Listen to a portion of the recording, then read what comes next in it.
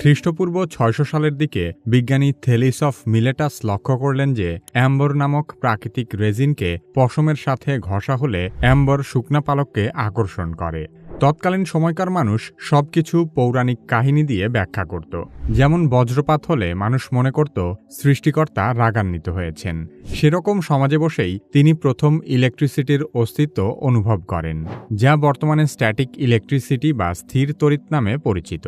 এখানে যে অ্যাম্বারের কথা বলা হচ্ছে সেটি এসেছে গ্রিক শব্দ ইলেকট্রন থেকে, আর সেখান থেকেই ইলেকট্রিসিটি বা বিদ্যুৎ শব্দের উৎপত্তি হয়। তারপর থেকে ধাপে ধাপে কিভাবে আমরা বর্তমান সময়ের মতো আধুনিক বিদ্যুৎ পেলাম সে সম্পর্কে আলোচনা করা হবে কি কেন কিভাবে এই পর্বে। আমাদের আজকের পর্বটি তৈরি করতে বিজ্ঞানভিত্তিক ম্যাগাজিন ডাইভেনশনে প্রকাশিত একটি আর্টিকেলের সহায়তা নেওয়া হয়েছে।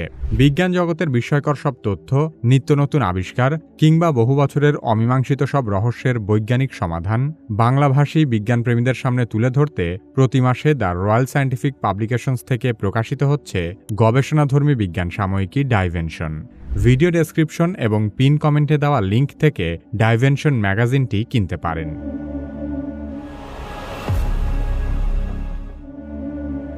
বিদ্যুৎ নিয়ে বৈজ্ঞানিক গবেষণার যাত্রা শুরু হয় ১৬০০ সালের দিকে। উইলিয়াম গিলবার্ট বিদ্যুৎ ও চৌম্বকত্ব নিয়ে সর্বপ্রথম বিজ্ঞানভিত্তিক গবেষণা শুরু করেন। তিনি মূলত অ্যাম্বার, কাচ, সালফার প্রভৃতির ঘর্ষণে যে আকর্ষণ সৃষ্টি হয় তা পরীক্ষা করে দেখেছিলেন। তিনিই প্রথম এই আকর্ষণকে একটি বৈজ্ঞানিক ধর্ম হিসেবে উল্লেখ করেন এবং এই ধর্মের নাম দেন ইলেকট্রিকাস। বজ্রপাত যে আসলেই বিদ্যুৎ তা প্রমাণ করার জন্য ১৭৫২ সালে বেঞ্জামিন ফ্র্যাঙ্কলিন একটি ঝুঁকিপূর্ণ পরীক্ষা করেন। তিনি ঝড়ের সময় একটি সিল্কের ঘুড়িতে লোহার তার ও ধাতব চাবি যুক্ত করে আকাশে ওড়ান। আকাশে বজ্রপাতের কারণে ঘুড়িতে স্ফুলিঙ্গ দেখা দেয় এবং তিনি প্রমাণ করেন যে বজ্রপাত আসলে বৈদ্যুতিক শক্তিরই বহিঃপ্রকাশ। পরবর্তীতে তিনি বড় বড় দালানকে বজ্রপাত থেকে রক্ষা করার জন্য লাইটেনিং রড আবিষ্কার করেন। ১৭৮০ সালের দিকে লুইজি গ্যালভানি নামক একজন ইতালিয়ান জীববিজ্ঞানী একটি মৃত ব্যাঙের পায়ের সাথে একটি ধাতব হুক যুক্ত করে লোহার খাঁচায় ঝুলিয়ে রাখেন এবং লক্ষ্য করেন যে ব্যাঙের পা নড়ছে। তিনি প্রথমে ভাবলেন যে ব্যাঙের পা থেকে হয়তো বিদ্যুৎ আসছে যা ব্যাঙের পা নাড়াচ্ছে। তাই তিনি এটির নাম দেন অ্যানিমাল ইলেকট্রিসিটি বা প্রাণীজ বিদ্যুৎ। তবে বিজ্ঞানী আলেসান্দ্রো ভোল্টা এই ব্যাখ্যার সঙ্গে একমত ছিলেন না। তিনি ধারণা করেন যে ব্যাঙের পেশির নড়াচড়ার পেছনে রয়েছে দুটি ভিন্ন ধাতুর সংযোগ। ভোল্টা পরবর্তীতে একটি গবেষণায় দেখান যখন পরস্পর সংযুক্ত দুটি ধাতু এবং তাদের মাঝে লবণের পানি বা অ্যাসিডের মতো তরল থাকে তখন সেখানে বিদ্যুৎ প্রবাহ তৈরি হয়। এই ধারণা মাথায় নিয়ে পরবর্তীতে তিনি ভোল্টাইক পাইল নামে বিশ্বের প্রথম বৈদ্যুতিক ব্যাটারি তৈরি করেন। আলেসান্দ্রো ভোল্টা ১৮০০ সালে রাসায়নিক বিক্রিয়া দ্বারা বিদ্যুৎ উৎপাদনকারী গ্যালভানিক সেল তৈরি করেছিলেন। এটি ছিল বিশ্বের প্রথম বৈদ্যুতিক সেল যা ডিসি বিদ্যুৎ উৎপন্ন করত। পরবর্তীতে আলেসান্দ্রো ভোল্টার নাম থেকেই তড়িৎ বিভবের একক ভোল্ট শব্দটি এসেছে। ডেনিশ বিজ্ঞানী ওয়েরস্টেড সর্বপ্রথম দেখান যে বিদ্যুৎ এবং চৌম্বকত্ব একে অপরের সাথে সম্পর্কিত। ওয়েরস্টেড মূলত একটি কম্পাসের চারপাশে বৈদ্যুতিক তার স্থাপন করে যখন তাতে বিদ্যুৎ প্রবাহিত করেন তখন দেখেন যে কম্পাসের কাঁটাটি ঘুরছে। কাঁটার এই ঘূর্ণায়ন প্রমাণ করে যে সেখানে বিদ্যুৎ প্রবাহের ফলে চৌম্বকীয় বলয়ের সৃষ্টি হয়েছে। ১৮৩১ সালে মাইকেল ফ্যারাডে ওয়েরস্টেডের বিপরীত নীতি ইলেকট্রোম্যাগনেটিক ইন্ডাকশন আবিষ্কার করেন। তার নীতি অনুযায়ী কোনো পরিবাহী তারকে একটি পরিবর্তনশীল চৌম্বক ক্ষেত্রের মাঝে রাখা হলে একটি তড়িৎচালক বল উৎপন্ন হয়, আর এই তড়িৎচালক বলের কারণে বিদ্যুৎ প্রবাহিত হয়। এই নীতির উপর ভিত্তি করেই পরবর্তীতে জেনারেটর, মোটর, ট্রান্সফরমার সহ অনেক বৈদ্যুতিক যন্ত্রপাতি তৈরি করা হয়েছে। ১৮০২ সালে বিজ্ঞানী হ্যামফ্রি ডেভি কার্বন দণ্ডের মাঝে বৈদ্যুতিক স্পার্ক সৃষ্টি করে অনেক উজ্জ্বলতা তৈরি করেছিলেন।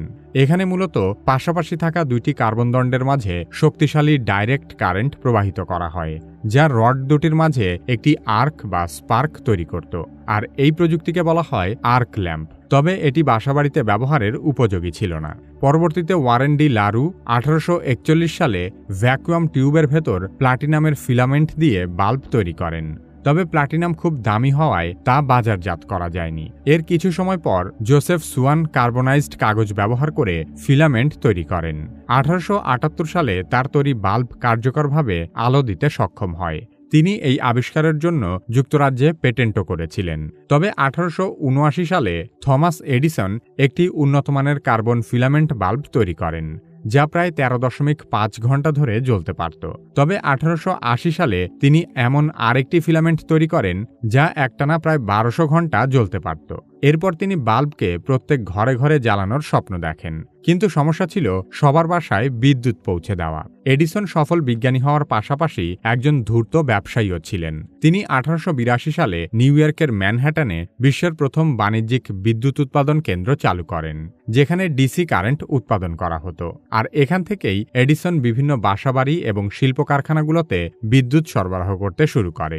এডিসন শিল্প কারখানাগুলোর জন্য বাসাবাড়ির চেয়ে 3 গুণ বেশি দাম রাখত। এডিসনের বিদ্যুৎ কেন্দ্রের একটি মূল সমস্যা হল এসব কেন্দ্র থেকে মাত্র 1.5 মাইল দূর পর্যন্ত বিদ্যুৎ সরবরাহ করা যেত। তাই কিছু দূর পরপর এডিসনকে নতুন নতুন বিদ্যুৎ কেন্দ্র স্থাপন করতে হয়েছিল। থমাস এডিসনের ব্যবসা একসময় জমজমাট হয়ে ওঠে এবং আমেরিকার গণ্ডি পেরিয়ে ইউরোপেও পৌঁছে যায়। 1882 সালে ফ্রান্সের প্যারিসে থাকা এডিসনের এক পাওয়ার হাউসে কাজ করতে আসে 28 বছর বয়সী এক সার্বিয়ান যুবক। তার নাম নিকোলা টেসলা। টেসলা এডিসনের কারখানায় কাজ করতে করতে ডিসি জেনারেটরের বিভিন্ন যান্ত্রিক ত্রুটি খুঁজে পান এবং তিনি সেসব সমস্যার সমাধানও বের করে ফেলেন। 1884 সালে টেসলা তার সমাধান নিয়ে এডিসনের সাথে দেখা করতে নিউ ইয়র্কে যান। তিনি মূলত এডিসনের ডিসি কারেন্টের পরিবর্তে অল্টারনেটিভ কারেন্টের ধারণা নিয়ে এসেছিলেন, কিন্তু এডিসন টেসলার আইডিয়াকে অবজ্ঞা করেন এবং টেসলাকে বলেন তিনি যদি তার ডিসি জেনারেটরকে আরও উন্নত করতে পারেন তবে তাকে $50,000 পুরস্কার দেওয়া হবে। পরবর্তীতে টেসলা আরও উন্নত ডিসি জেনারেটরের ধারণা নিয়ে এডিসনের কাছে গেলেও এডিসন সেই পুরস্কার দিতে অস্বীকার করে। এরপর টেসলা এডিসনের কোম্পানি ছেড়ে নিজের কোম্পানি খোলার সিদ্ধান্ত নেন। তিনি তার অল্টারনেটিভ কারেন্টের আইডিয়া নিয়ে আমেরিকান উদ্যোক্তা জর্জ ওয়াশিংটনের কাছে যান। ওয়াশিংটন বুঝতে পারেন দূরবর্তী স্থানে বিদ্যুৎ পরিবহনের জন্য টেসলার অল্টারনেটিভ কারেন্টই একমাত্র কার্যকর ব্যবস্থা। জর্জ ওয়াশিংটন টেসলার অল্টারনেটিভ কারেন্টের প্যাটেন্ট $60,000 কিনে নেন এবং তিনি প্রত্যেক হর্স পাওয়ার বিদ্যুতের জন্য টেসলাকে $2.5 রয়্যালটি অফার করেন।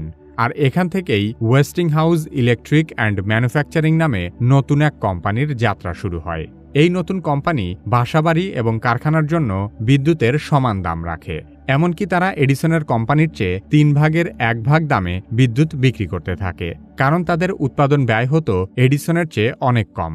তারা এক জায়গায় বিদ্যুৎ উৎপন্ন করে ট্রান্সফরমারের সাহায্যে অনেক দূর দূরান্ত পর্যন্ত বিদ্যুৎ পাঠাতে পারত, যা ডিসিতে ছিল প্রায় অসম্ভব এবং ব্যয়বহুল। টেসলার একটি বিশেষত্ব হল তিনি তার আবিষ্কারকে সবসময় উন্নত করার চেষ্টা করতেন। তিনি তার এসি জেনারেটরেও এমন কিছু পরিবর্তন করেন যার ফলে শুধু বাল্বই নয়, অন্যান্য যন্ত্রপাতিও এসি বিদ্যুতের মাধ্যমে চালানো সম্ভব হতো। সে কারণে অল্টারনেটিভ কারেন্ট একসময় ব্যাপক জনপ্রিয় হয়ে ওঠে। এসি কারেন্টের জনপ্রিয়তার পর টেসলা একদিকে বিপুল মুনাফা করতে থাকে, অন্যদিকে এডিসনের ব্যাপক লোকসান গুনতে হয়।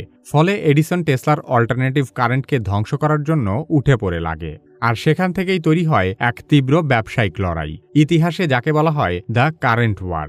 1888 সালের জুলাই মাসে জন ফিক্স নামের একজন টেলিগ্রাম লাইনম্যান অসাবধানতাবশত একটি হাই ভোল্টেজ এসি তার স্পর্শ করে এবং সে মুহূর্তেই বিদ্যুৎস্পৃষ্ট হয়ে মারা যায়। তখন এডিসন মানুষকে বোঝাতে শুরু করে যে অল্টারনেটিভ কারেন্ট অত্যন্ত বিপজ্জনক। এসি কারেন্টের ঝুঁকি দেখানোর জন্য এডিসন ইলেকট্রিক শক দিয়ে বিভিন্ন প্রাণীকে মেরে ফেলে। এমনকি তার কোম্পানি সার্কাসের একটি হাতিকে ইলেকট্রিক শক দিয়ে সেই ভিডিও ধারণ করে প্রচার করতে থাকে। শুধু তাই নয়, তিনি আমেরিকার প্রেসিডেন্টকে এসি কারেন্টের ক্ষতি নিয়ে একটি চিঠিও লেখেন। তবে এডিসন এখানেই থেমে থাকেনি। তিনি টেসলার কোম্পানিকে নিচু করার জন্য আরও একের পর এক বিভিন্ন অমানবিক ও অন্যায় কাজ করতেই থাকে। এডিসনের এমন অধপতনের কারণে তার কোম্পানির পরিচালকেরা সকলের সম্মতিতে এডিসনকেই নিজ কোম্পানি থেকে বের করে দেয়। 1892 সালে এডিসনের কোম্পানি থমসন হিউস্টন ইলেকট্রিক কোম্পানির সাথে যুক্ত হয়ে জেনারেল ইলেকট্রিক নামে নতুন এক কোম্পানি হিসেবে যাত্রা শুরু করে। বর্তমানেও সেই জেনারেল ইলেকট্রিক কোম্পানি মার্কিন যুক্তরাষ্ট্রে কাজ করে যাচ্ছে। এতক্ষণ আমরা এসি ও ডিসি বিদ্যুৎ আবিষ্কারের গল্প জানলাম। এবার এই দুই ধরনের বিদ্যুৎ কিভাবে প্রবাহিত হয় তা বোঝা দরকার। বিদ্যুতের প্রবাহকে পানির পাইপের মধ্য দিয়ে পানি প্রবাহের সাথে তুলনা করলে বিষয়টি বোঝা সহজ হবে। ডিসি কারেন্ট হলো এমন একটি প্রবাহ যা সবসময় একদিকে চলতে থাকে। মনে করুন আপনার বাসার পানির ট্যাঙ্ক থেকে পানি রান্নাঘরের কলের দিকে যাচ্ছে, এটি ডিসি কারেন্ট। অন্যদিকে এসি কারেন্ট হলো এমন একটি প্রবাহ যা সময়ের সাথে সাথে দিক পরিবর্তন করে। তার মানে মনে করুন কিছুক্ষণ পানির ট্যাঙ্ক থেকে পানি রান্নাঘরের কলের দিকে যাচ্ছে, আবার একটু পরে পানি কল থেকে পানির ট্যাঙ্কের দিকে যাচ্ছে। বিশ্বব্যাপী বাসাবাড়িতে এবং আমাদের নিত্য ব্যবহার্য বিদ্যুৎ সংযোগে মূলত এসি কারেন্ট ব্যবহার করা হয়। সরাসরি বৈদ্যুতিক লাইন থেকে চালানো ফ্যান, লাইট, টিভি, ফ্রিজ সবই এসি ভিত্তিক।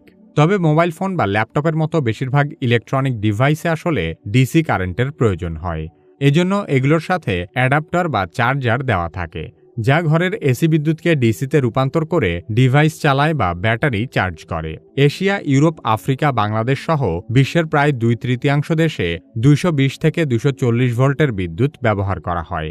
অন্যদিকে যুক্তরাষ্ট্র, কানাডা, জাপান সহ কিছু দেশে 110 থেকে 120 ভোল্ট ব্যবহৃত হয়। 240-এর মতো উচ্চ ভোল্টেজে শক্তি পরিবহনে কম কারেন্টের প্রয়োজন হয়, তাই উচ্চ ভোল্টেজে বিদ্যুৎ পরিবহন অনেক সাশ্রয়ী। অন্যদিকে কম ভোল্টেজ বিদ্যুৎ পরিবহনের জন্য নিরাপদ। 110 ভোল্টের বিদ্যুৎ স্পৃষ্ট হলে মৃত্যুর ঝুঁকি তুলনামূলক কম থাকে। বিজ্ঞানের এরকম আরও অসাধারণ সব বিষয় সম্পর্কে নিয়মিত খোঁজখবর রাখতে চাইলে ডাইভেনশন ম্যাগাজিন পড়তে পারেন। ডাইভেনশনের প্রতি মাসের সংস্করণে ধারাবাহিকভাবে থাকছে অসীম মহাবিশ্বের নানা জানা অজানা বিষয়, সাম্প্রতিক সময়ের আকর্ষণীয় কিছু উদ্ভাবন ও আবিষ্কার, বিশ্বের স্বনামধন্য সব বিশ্ববিদ্যালয় নিয়ে আলোচনা এবং বিজ্ঞানের অগ্রযাত্রায় চিরস্মরণীয় বিজ্ঞানীদের জীবনী। এখানেই শেষ নয়, ডায়নোসর, মনোবিজ্ঞান এবং বড় বড় সব মেগা প্রজেক্ট আর কোয়ান্টাম বলবিদ্যার মতো আকর্ষণীয় সব বিষয় নিয়েও আর্টিকেল থাকছে প্রতি মাসেই। এসব আর্টিকেলের মান এবং উপস্থাপনা বিজ্ঞানের প্রতি আপনার আগ্রহ বাড়িয়ে দিবে কয়েক গুণ। শুধু ডাইভেনশনই নয়, দ্য রয়্যাল সায়েন্টিফিক পাবলিকেশনস এবং কি কেন কিভাবের যৌথ উদ্যোগে প্রকাশিত হচ্ছে দ্য ওয়াই ম্যাগাজিন। ডাইভেনশন এবং ওয়াই ম্যাগাজিন একসাথে কিনতে চাইলে ভিজিট করতে পারেন দ্য রয়্যাল সায়েন্টিফিক পাবলিকেশনসের ওয়েবসাইট rspbd.com। এছাড়া ভিডিও ডেসক্রিপশন এবং পিন কমেন্টে ম্যাগাজিন অর্ডার করার লিংক দেওয়া আছে। কি কেন কিভাবে 10 কুপন কোডটি ব্যবহার করলে ম্যাগাজিন ছাড়াও ওয়েবসাইটের সকল বইয়ের উপর পাবেন 10% ডিসকাউন্ট। কি কেন কিভাবে পরবর্তী ভিডিও আপলোড হওয়ার সাথে সাথে দেখতে চাইলে সাবস্ক্রাইব করে বেল আইকনটিতে ক্লিক করুন।